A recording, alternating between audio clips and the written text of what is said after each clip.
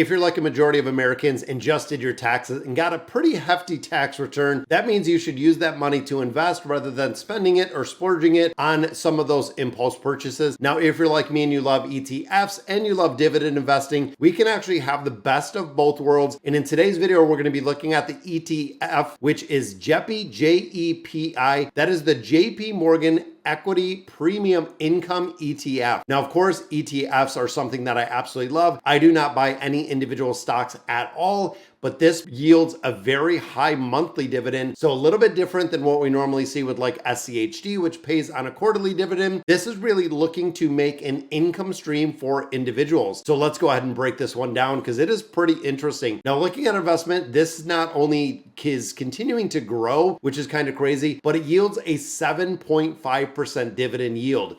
So again, a pretty massive dividend yield, but there is a catch.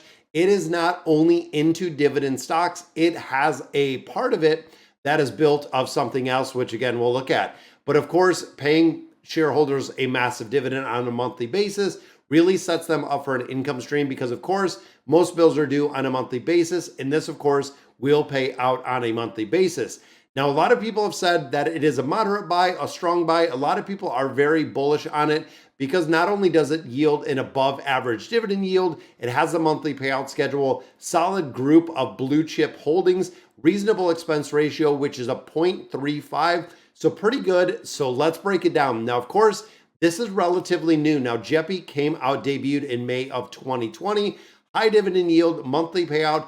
This has become the largest, most popular, actively managed ETF in the market. That is it, guys. It is the biggest. The fund is managed by two portfolio managers that both have 30 plus years. And the goal is to deliver consistent monthly income and a potential for that capital appreciation with really a majority of the returns associated with the S&P 500, but with a little bit of less volatility. Like I said, it's not just derived from dividend stocks. This one does include the dividends that you receive from stocks, but it also does options premiums. So again, that is one of the reasons why it does generate such a high yield to stream and pay out on those monthly payments. And again, if you got two very well-versed veterans at the helm, I could see this one doing incredibly well. Now, of course, it is looking to objectively seek by investing in S&P 500 through equity-linked notes, ELNS, which not 100% sure exactly how those work, but selling call options with exposure to S&P 500 indexes. So again, it seems like these people really know exactly what they're doing. Now, JEPI can invest up to 20% of its asset into these equity-linked notes.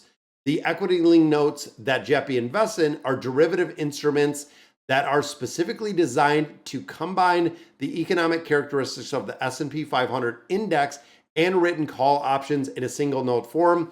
So again, a lot of complexity on what is going on with this and actually how it does pay that high of a dividend. Because even if you took some of the highest dividend payers and just rolled them into one ETF, you're not going to be sitting at a 7.5%. Now, of course, it's very important to note there's one big potential downside to this is that selling these call options essentially cap the upside on what the fund can hold, which again, when you have two veterans that are at the helm, it can work incredibly well. So the way that JP Morgan explains it, this is what I wanted to kind of go over.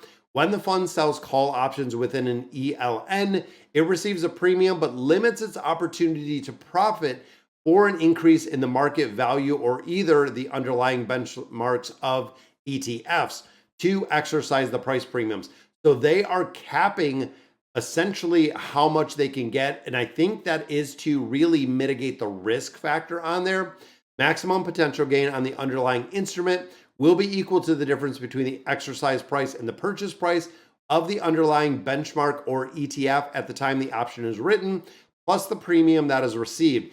So if they're out there holding things in this portfolio and they're actually lending them out, they do get a premium for what is going on in there. And again, there's nothing wrong with the strategy, but you have to do your research and investors have to know that it is not just going into stocks. It is going into a couple other moving parts that could make a big difference when it comes to this income generation.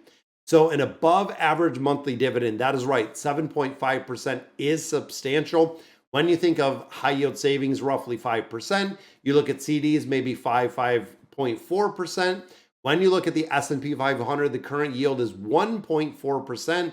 But of course, the S&P 500 does have a tremendous amount of growth, but it has a much higher risk-free yield offering, which of course, when you look at treasury bonds at 4.2%, or I believe they even bumped up a little bit today, kind of cuts closer to where JEPI really is.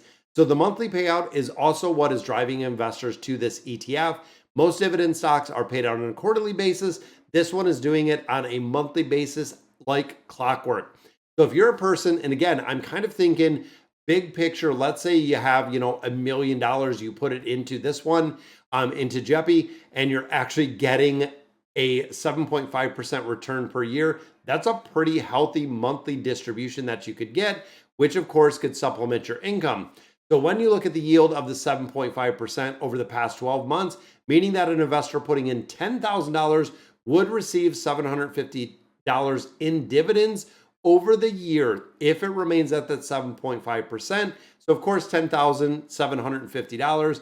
And again, you take that to $100,000, you're looking at $7,500 broken up amongst the year. You're making a pretty good chunk of the monthly bills, which of course can make a big difference.